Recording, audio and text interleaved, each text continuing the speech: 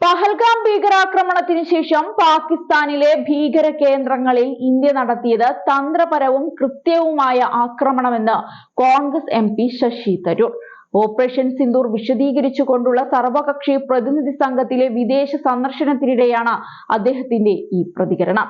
ഭീകരതയ്ക്കെതിരെ ഐക്യത്തോടെ പോരാടാൻ ലോകം ഒന്നിക്കണമെന്ന് അദ്ദേഹം ആഹ്വാനവും ചെയ്തു. യുഎസിലെ ഇന്ത്യൻ കോൺസുലേറ്റിൽ നടത്തിയ പ്രസംഗത്തിൽ ഭീകരാക്രമണത്തിനിരയായ വേൾഡ് ട്രേഡ് സെന്റർ സ്മാരകത്തിലേക്കാണ് സർവകക്ഷി പ്രതിനിധി സംഘം ആദ്യമെത്തിയത് എന്നും അദ്ദേഹം ചൂണ്ടിക്കാട്ടി. ഇത് ഞങ്ങൾക്ക് വളരെ വികാരഭരിതമായ ഒരു നിമിഷമായിരുന്നു. നമ്മുടെ സ്വന്തം രാജ്യത്ത് ഭീകരാക്രമണം ഉണ്ടായിട്ടും ആ ക്രൂരമായ ഭീകരാക്രമണത്തിന്റെ മുറിവുകൾ ഇപ്പോഴും പേറുന്ന ഒരു നഗരത്തിലാണ് നമ്മളിപ്പോൾ എന്ന ശക്തമായ സന്ദേശം നൽകുക എന്നതും ഇതിന്റെ ഉദ്ദേശമായിരുന്നു. ഇതൊരു പൊതുവായ പ്രശ്നമാണെന്ന് ഓർമ്മിപ്പിക്കാനാണ് തങ്ങൾ വന്നത് എന്നും ഈ സന്ദർശനം ഭീകരാക്രമണത്തിന്റെ ഇരകളോടുള്ള ഐക്യദാർഢ്യത്തിന്റെ മനോഭാവത്തിൽ നിന്നും ഉരുത്തിരിഞ്ഞതാണ് എന്നും അദ്ദേഹം കൂട്ടിച്ചേർത്തു. ഇതൊരു ആഗോള പ്രശ്നമാണ്, ഇതൊരു വിപത്താണ്. നാം എല്ലാവരും ഇതിനെതിരെ ഐക്യത്തോടെ പോരാടണമെന്നും തരൂർ ആവശ്യപ്പെട്ടു. ലോകമെമ്പാടുമുള്ള നിരവധി ആളുകളെ അസ്വസ്ഥരാക്കുന്ന സമീപകാല സംഭവങ്ങളെ കുറിച്ച് ഞങ്ങൾ പോകുന്ന ഓരോ രാജ്യങ്ങളിലെയും പൊതുജനങ്ങളുടെയും രാഷ്ട്രീയ അഭിപ്രായങ്ങളുടെയും ഒരു വിഭാഗത്തോട് സംസാരിക്കുക എന്നതാണ് ഞങ്ങളുടെ ലക്ഷ്യം. അടിസ്ഥാനപരമായ ചില പ്രശ്നങ്ങൾ നിലനിൽക്കുന്നു. എന്താണ് സംഭവിക്കുന്നതെന്ന് നമ്മുടെ ചിന്തയെയും ആശങ്കയെയും കുറിച്ചുള്ള നിങ്ങളുടെ ധാരണ വർദ്ധിപ്പിക്കാൻ ശ്രമിക്കേണ്ടത് പ്രധാനമാണ്.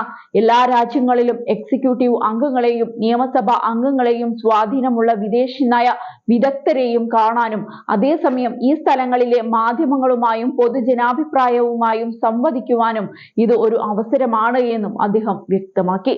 പഹൽഗാമിൽ ഭീകരർ ചുറ്റി നടന്ന് തങ്ങൾക്ക് മുൻപിലുള്ള ആളുകളുടെ മതങ്ങളെ തിരിച്ചറിഞ്ഞ് ആ അടിസ്ഥാനത്തിൽ അവരെ കൊലപ്പെടുത്തുകയായിരുന്നു. ഇരകളിൽ ഭൂരിഭാഗവും ഹിന്ദുക്കളായിരുന്നതിനാൽ ഇന്ത്യയുടെ മറ്റു ഭാഗങ്ങളിൽ ഇതിന്റെ തുടർ ചലനങ്ങൾ ഉണ്ടാക്കുക എന്നതായിരുന്നു അവരുടെ ലക്ഷ്യം.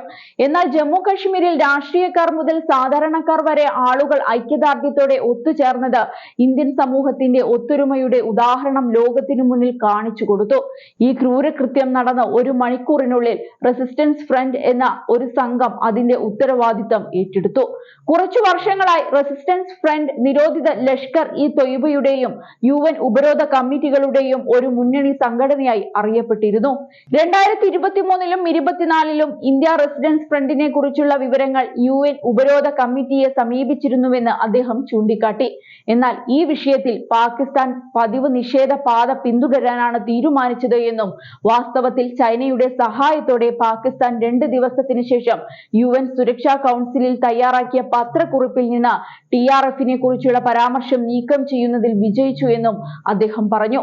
നിങ്ങൾക്കറിയാവുന്നതുപോലെ ഞാൻ സർക്കാരിനു വേണ്ടി പ്രവർത്തിക്കുന്ന ആളല്ല. ഞാൻ ഒരു പ്രതിപക്ഷ പാർട്ടിക്ക് വേണ്ടിയാണ് ജോലി ചെയ്യുന്നത്. പക്ഷേ ഇന്ത്യയിലെ ഒരു പ്രമുഖ പത്രത്തിൽ ഞാൻ തന്നെ ഒരു ഓപ്പഡ് എഴുതി 2 ദിവസങ്ങൾക്കുള്ളിൽ ശക്തമായി പ്രഹരിക്കുവാനും ബുദ്ധിപൂർവം പ്രഹരിക്കാനുമുള്ള സമയം വന്നിരിക്കുന്നുവെന്ന് പറഞ്ഞു. ഇന്ത്യ ചെയ്തത് അതാണ് എന്ന് പറയുന്നതിൽ എനിക്ക് സന്തോഷമുണ്ടെന്നും അദ്ദേഹം കൂട്ടിച്ചേർത്തു. തരൂർ നയിക്കുന്ന സർവകക്ഷി സംഘത്തിൽ ശാംഭവി ചൗധരി, സർഫറാസ് അഹമ്മദ്, GM ഹരീഷ് ബാലയാഗി, ശശാങ്ക് മണി ത്രിപാഠി, തേജസ്വി സൂര്യ, ഭുവനേശ്വർ K ലത, മല്ലികാർജുൻ ദേവ്ദ, US-ലെ മുൻ ഇന്ത്യൻ അംബാസഡർ തരൺജിത് സിംഗ് സന്ധു എന്നിവരാണ് ഉള്ളത്.